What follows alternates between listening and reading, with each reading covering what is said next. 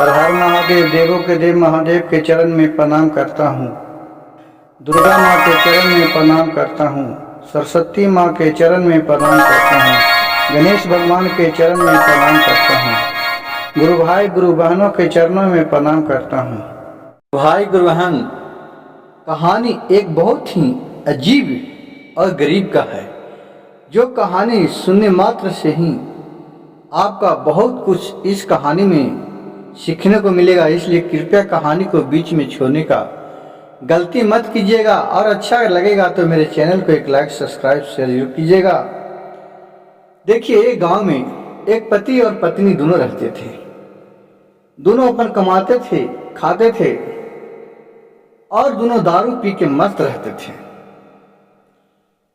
देखिए, संगत ही बहुत बुरी बलाई होता है। आप लोग बहुत देखते हैं गुरु भाई गुरु बहन कि जो काम करने वाला व्यक्ति हो, औरत और मर्दाना दोनों काम करते हैं और रात में अपने दारू पीते हैं, दोनों मस्त में नींद आते हैं। उसी तरह वो दोनों ईटा भट्टी पर काम करते थे, ईटा पाने वाला काम करते थे। तो वहां दोनों पी के कमाते थे और पीते थे। और फिर धीरे धीरे क्या हुआ, देखिए समय का परिवर्तन। उसका जो मर्द था, उसका पति, वो इधर उधर सत्संगी में कुछ गाने बजाने में उसको धीरे धीरे रुचि मिलने लगा, भजन भाव करने लगे। वो शिव गुरु का ज्ञान ले लिए, शिव गुरु में नाम अर्पण कर लिए और शिव चर्चा, शिव कहानी, भजन करते रहते थे। 3 मंत्र का जाप सुबह सुबह करते थे। उससे देखे कि उनको बहुत ही अंदर सुख चैन मिला। ये सब पति देखकर धीरे धीरे दारू पीना छोड़ दिए। अब पत्नी बेचारी अकेली पड़ गई, लेकिन उसका लत नहीं छूटा, क्योंकि वो सत्संग में शिव चर्चा, कथा, कहानी सुनना नहीं पसंद करते थे। वो कमाते थे और 1 पैक मारते थे, 2 पैक, और बम बम अपने रहते थे। अब वो पति पर क्रश करने लगा।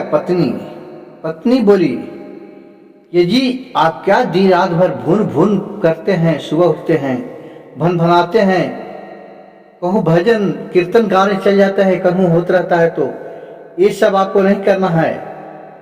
चुपचाप काम कीजिए और हमें दारू पीने के लिए पैसा दीजिए। यानी काम कीजिए और दारू पीने के लिए पैसा दीजिए। हमें इस सब से कोई मतलब नहीं, हमको पैसा चाहिए तो चाहिए। बहुत सा ऐसा रिजाला होता है। पति बोला कि हम कहाँ से दें? अरे तुम भी भजन भाव करके देखो, क्या शक्ति है, भोलेनाथ में क्या ताकत है। वो एक 1,56,000 का वोल्ट है, जिसका थोड़ा से अंश भी अगर आप में आ जाएगा तो आपके पास बहुत सा समझदारी हो जाएगा। क्यों रात दिन पी पी करके आप तमाशा बनाते रहती है? कहा कि नहीं नहीं, हम वो सब कुछ नहीं जानते हैं। वैसी करते करते गुरु भाई गुरु बहन, पत्नी थी, वो पति को बहुत क्रश करने लगे, बहुत दबाव देने लगा। कहा कि तुम कहीं भी आज से कीर्तन होगा तो ढोल बजाने, झाल बजाने नहीं जाना है, तुम्हें अंदर में रहना है। बहुत से घर में आपको देखने के लिए मिला होगा, इस तरह का पत्नी रहता है कि जो कि पति के ऊपर हावी रहता है। फिर पति नहीं मानता था तो ऊपर भी उसका कहूँ अगर आवाज सुनता था, उसका दिल नहीं मानता था। भोलेनाथ के भजन में, कीर्तन में, चर्चा में चले जाता था। वो पत्नी क्या किया, खाना बनाया, दोनों बेकर खाया और बाहर से ताला लगा करके चला गया। कहा कि कल तो इसी को बगल में 2 गांव के बाद भजन है, तुम्हें अब जाना नहीं है। शिव गुरु का वहां महासंगोष्ठी हो रहा था, उसमें सोचा कि जाएगा तो दिन भर वहीं रहेगा। वो अपने पति को ताला लगाकर बंद कर दिया और अपने ईटा पारने के लिए भट्ठा पर चले गया। अब देखिए, ये मना रहा है जो उसका पति है, काहे देवों के देव महादेव, आप तो अंतर्यामी हैं, आप त्रिपुरारी हैं, त्रिकेश्वर हैं, देवों के देव महादेव हैं। हम आपको संगोष्ठी में आज कैसे जा सकते हैं?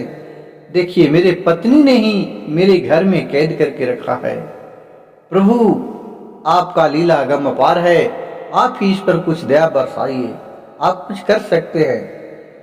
अब वहां से देखिए, जब वो ईटा का काम कर रहा था, भट्ठा पर ईटा पा रहा था, उसका पत्नी तो 12 बजा तो एक उसका पेट में दर्द उठ गया, बहुत बेचैन होने लगा। अब वहां से वो दौड़े दौड़े अपने घर आया, अपने पति के पास। उसका दरवाजे पर आया, बोला अजी अजी ये सुनते हैं? तो अंदर से बोले कि हाँ बोलिए ना, मैं तो सुन रहा हूं। तो बहुत कस के मेरा पेट में दर्द हो रहा है, जो दवा ववा ला दीजिए। कहा कि भाई अजी हमें तो तुमने अंदर कैद करके रख दिया, कबारी लगे है, हमको तुम बाहर निकालेगी तबे मैं जाऊंगा ना दवा लाने के लिए, मैं कैसे जाऊं दवा लाने के लिए? कहा कि अच्छा रुकिए। फिर उसने दरवाजा खोला, पतिदेव निकले अंदर से, देख रहे हैं कि दर्द से छटपटा रहा, तो अपनी पत्नी के पेट पर हाथ फेरे, बोले किधर दर्द है रानी, किधर दर्द है रानी? तो उसके पत्नी ने बोले कि इधर दर्द है, जाको जना नहीं रहा है।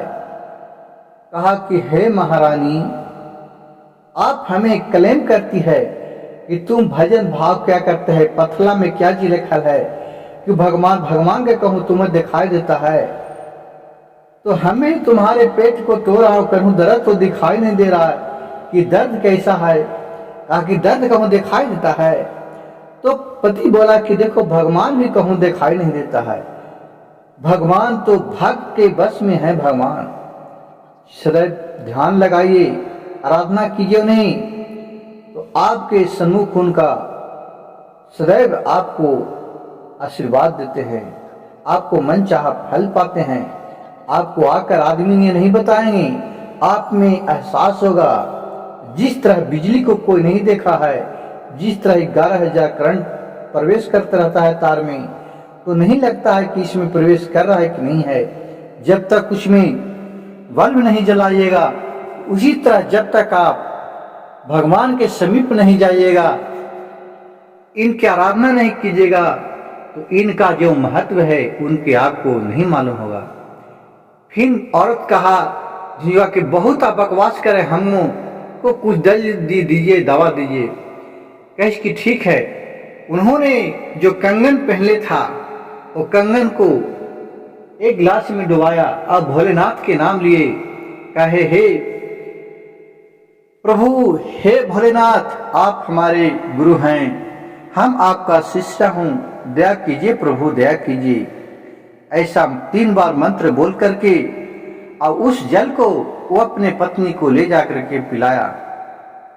वो जल पीते ही 10 मिनट के बाद उसका कहाँ गया दर्द, कहाँ गया क्या, एकदम चंगा हो गया। और देखिए शिव गुरु का महिमा कि उस वक्त उसी समय से वो भी कहा कि हम भी गुरु को शिष्य बनेंगे। कहा कि ठीक है, ये बहुत सुंदर, तुम भी जिस तरह से करता हूं। तो बोला कि इसमें क्या खर्चा है? बोला कि कोई खर्चा नहीं है इसमें, नहीं 1 रुपया किसी को देना है, नहीं किसी से लेना है।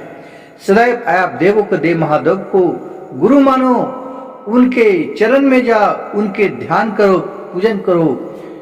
उनसे कुछ नहीं है तो कुछ नहीं बनता। सुबह सुबह उठ करके बिस्तर से उठो, भगवान को ध्यान लगाओ मन ही मन, बोलो हे महादेव, देवों के देव महादेव, आप हमारे गुरु हैं, हम आपको शिष्य हूं, हम पर दया कीजिए प्रभु, दया कीजिए।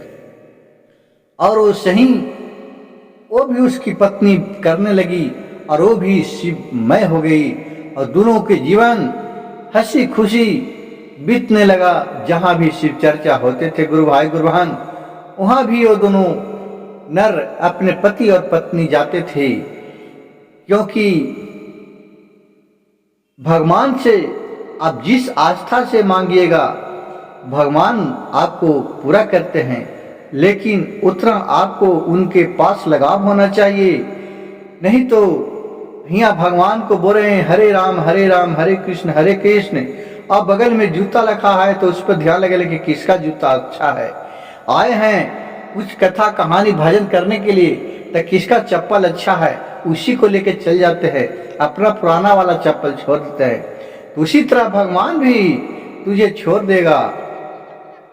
इसलिए कोई भी काम कीजिए, भगवान का ध्यान कीजिए, तन मन धन से कीजिए। आपको भोलेनाथ इतना मन में सुकून देगा, इतना अच्छा लगेगा कि जिसका किसी तरह का कहना नहीं है। आप पर लोग कितनों बुराई करते रहे, लेकिन आप उससे नजरअंदाज करते जाइए, देखिए कितना सुकून मिलता है।